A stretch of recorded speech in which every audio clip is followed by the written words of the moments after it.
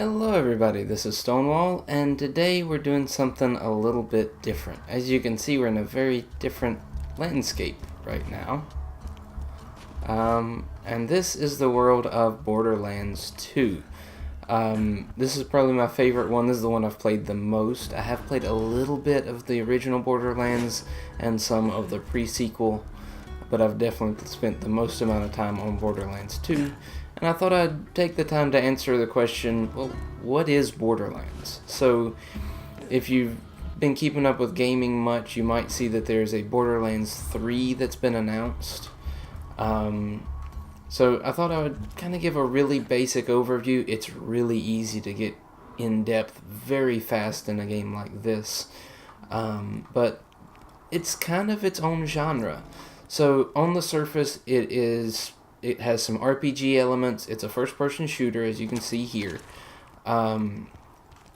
It is very, very heavily loot-based.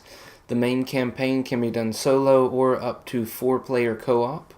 And there are also raid bosses. So these are very difficult bosses that generally they can be soloed by people with the right gear. But they're kind of difficult. But what I'm going to be doing today while I try to talk, which is probably not the best idea because I get rambling and very scattered, is I'm going to be doing a couple of boss fights or mini bosses to try to get some gear for my next level. So as you level up, your gear does not level with you, and what I mean by gear is all of your weapons have a level. You can see on the far left side at the top, level requirement. That means that you can't use that weapon unless you are that level.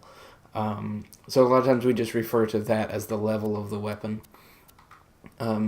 Or in this case, a shield, a class mod, which gives different bonuses, a relic, which also gives some bonuses, and a grenade mod. There are so many different things just looking at this that are different from something like, well, Call of Duty or that sort of thing. If I remember correctly, there were nearly 2 billion variations on guns in the original Borderlands. And Borderlands 2 has more than that. I don't know the exact numbers, but because of the way the loot is generated, there are literally billions of combinations. So every gun can be different. It is very rare that you find identical weapons. So every gun behaves a little bit differently, and it's pretty interesting. It's got the main categories covered: pistol, SMG, assault rifle, shotgun, sniper, launcher. There might be something I'm missing. I don't know. But yeah, main base is covered on weapon types, all of that sort of stuff. There are several different types of currency in the game. The primary is just dollars, and then iridium on top of that. But what I'm about to do is go kill this guy. Now, there are mini bosses all throughout the game, and regular bosses. Most of the regular bosses will have a health bar pop up at the top of the screen, and we consider those major bosses and that sort of thing. Then there are the mini bosses like that guy I just killed, which is basically just a little bit tougher than normal enemies.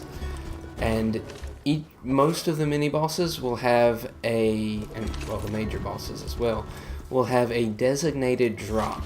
So each weapon has its own rarity. So everything from white or gray to green, blue, purple, and then these two are of a little bit different than purple, a different category. Those are E-Tech.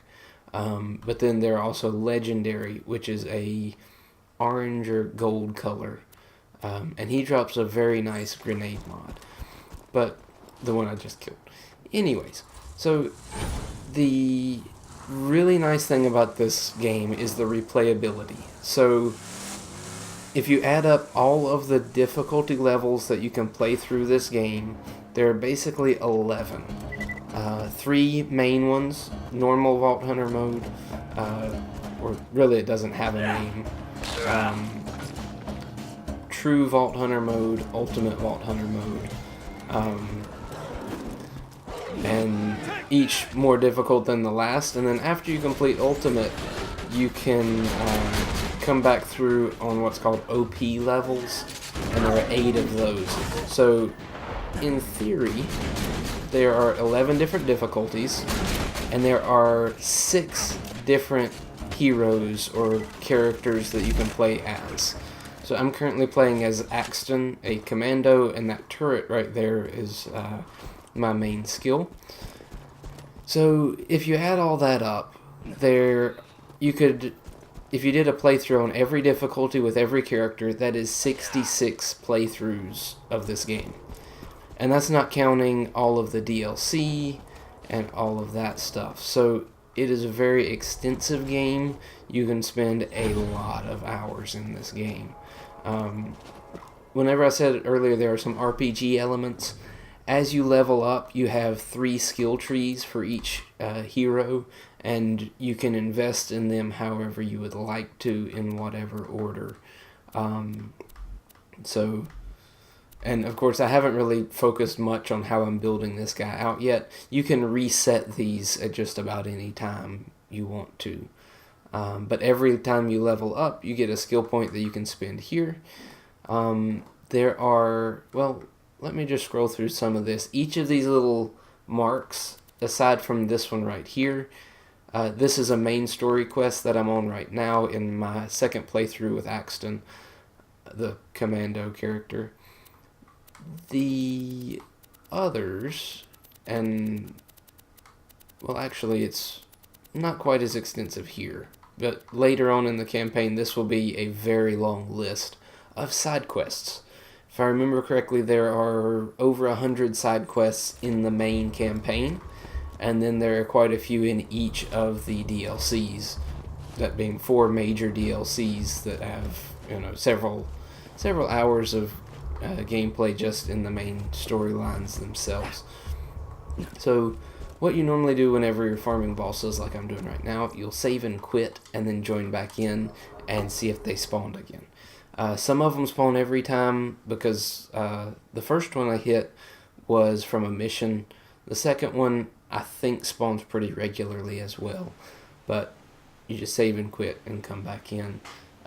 Only whenever you're farming stuff, and that is, killing them over and over again until you get the equipment that you want. And that is a big part of Borderlands. Now, most of the time you don't do it at the level that I'm at. You wait until you're the maximum level so that the gear that you get will be the maximum level and you won't have to do this again. But there's one piece of equipment that I really want to be able to use in my playthrough. So, anyways. But this is kind of a basic overview. It's really easy to get very in-depth to the point of looking at a weapon and seeing what manufacturer type it is and what manufacturer type grip it has, and determining from that whether it's worth picking up or not. Some people pay very close attention to the parts of each weapon that they pick up. The main thing I look at is element. Some of them, the prefix or the name will kind of tell you a lot about it. Hey, we got it. The fastball and its explosive. So, well, let me show you how grenade mods work really quick here. So this is called a MIRV grenade that I've got equipped right now.